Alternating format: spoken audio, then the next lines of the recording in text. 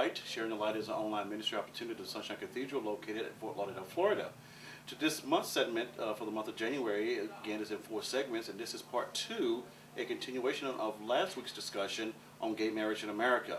And here to quickly reintroduce our guest again is our senior pastor, Reverend Durrell Watkins. Of course, we know Reverend Robert Griffin here on staff at the Sunshine Cathedral. Next to him is Reverend Michael Diaz, also on staff here at the Sunshine Cathedral. And to my right here is Reverend Axel Schweigart, who is the pastor of Salt of the Earth Metropolitan Community Church in Stuttgart, Germany. And so we started talking last week about gay marriage and the theological reasons and maybe some psychosocial reasons why there's such a backlash and such a resistance against it by the dominant culture, and that may have something to do with it. The dominant culture is always reluctant to include those that they are dominant over. But so we're continuing that conversation, and we sort of ended last time with asking, why do people suppose that God would care how we couple up? You know, the relationships we form. Why do they suppose that God has such a strong opinion, and why do they need to invoke that to justify their own opinions? And so, Axel, do you have thoughts about why people think that God cares how we couple up? I firmly believe that God cares, because I believe that God cares for people and for human beings, and for love, and for love expressed. So I really do believe God cares.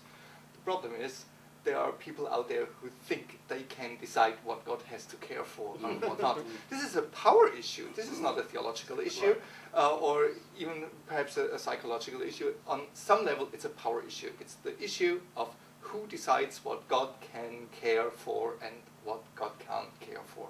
And there are, unfortunately, a lot of churches and theologians and people of faith out there who believe that they know better what God should love than God does. And that's why we have to make a stand and really proclaim the good news and the gospel about inclusive love, which I believe God does. There's a wonderful play called Inherit the Wind, based on the so-called Scopes monkey trial of the early 20th century in Tennessee.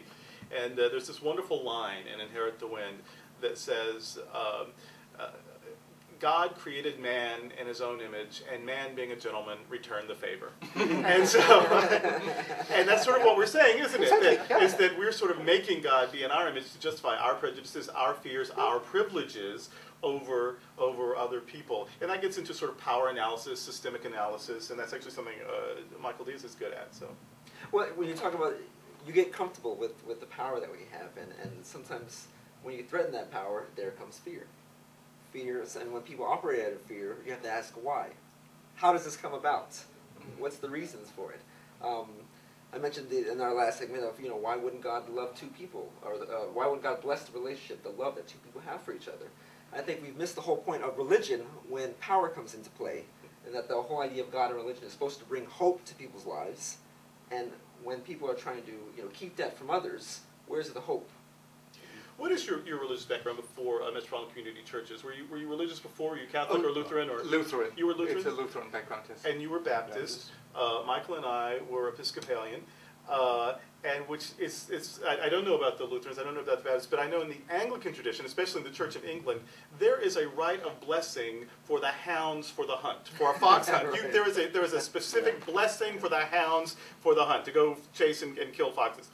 And so it's always amazing to me, as someone who has sort of this Anglican soul, that I could bless hunting dogs all day long, and that would be great. But if I bless two people who are choosing to take care of one another and love each other, that becomes controversial. That is amazing to me, that I could bless the hounds for the hunt, but not your loving, committed relationship. Yeah, but I think your language is very betraying, because I think it's not us that bless, it's God that blesses. It's us that pronounce it, and us that provide a place for it, and as you did a few weeks ago with the blessing in front of your church, and said, look, come all and hear the blessing.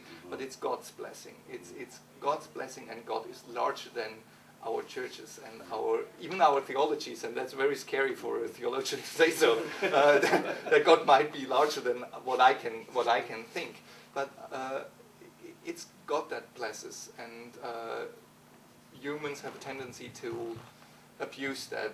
In Germany, we have a very strong tradition coming through 2 wars of blessing weapons.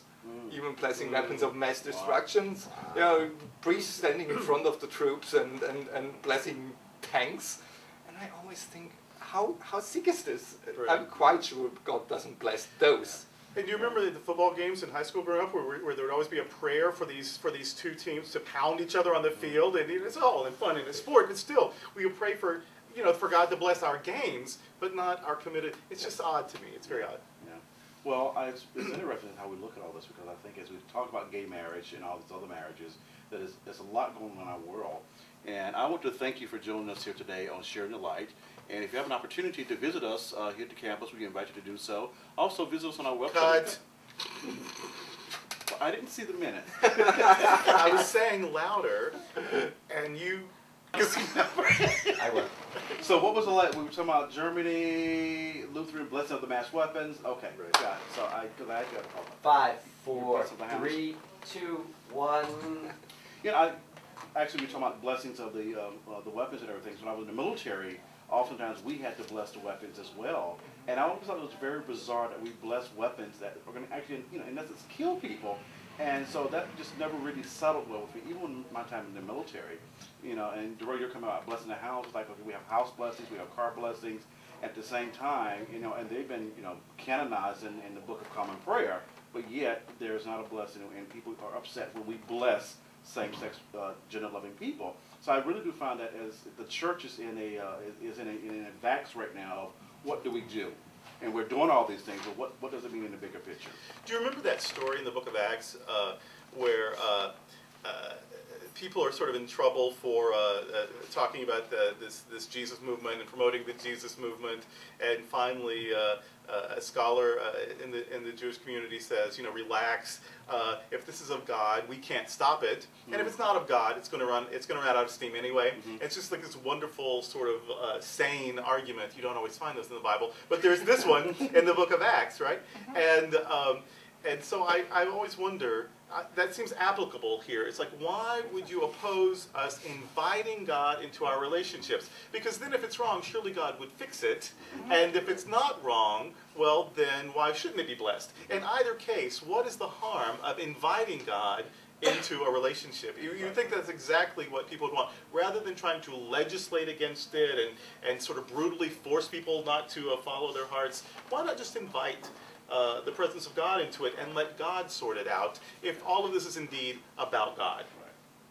The answer to this is because if you invite God into a situation, it might change. It might radically change. I think that's what God is all about. This is what Jesus did when he came to earth. He changed things, yes. And that's scary to a lot of people. He wasn't killed for promoting the status quo. Exactly. I mean, for heaven's sake. If he would have said, look, let's all follow the religious leaders of our time and be nice and peaceful. We wouldn't know his name. Exactly. Exactly. Certainly. And my thing, a little thing of preaching also is that, is our God not big enough to handle this? If we talk about the God of creation, the God of this, and the God of this, is God not big enough to handle this issue also?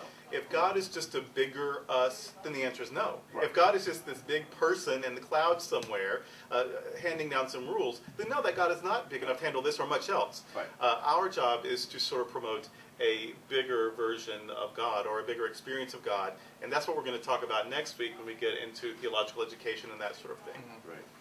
Alrighty, well, we want to thank you for joining us here today on Sharing the Light, and we invite you to visit us at www.sunshinecathedral.org, or if you have questions, please write to me at robert@sunshinecathedral.org. And now for a final word from our senior pastor, Reverend Durrell Watkins. We're glad that you joined us today. We hope that you'll visit the website and watch these and our sermons and read our literature often and frequently. You can also make a donation online. On Sunday mornings, you can worship with us if you're in Fort Lauderdale, 9 o'clock or 10:30 a.m. here at 1480 Southwest 9th Avenue. We wish you blessings on your spiritual journey.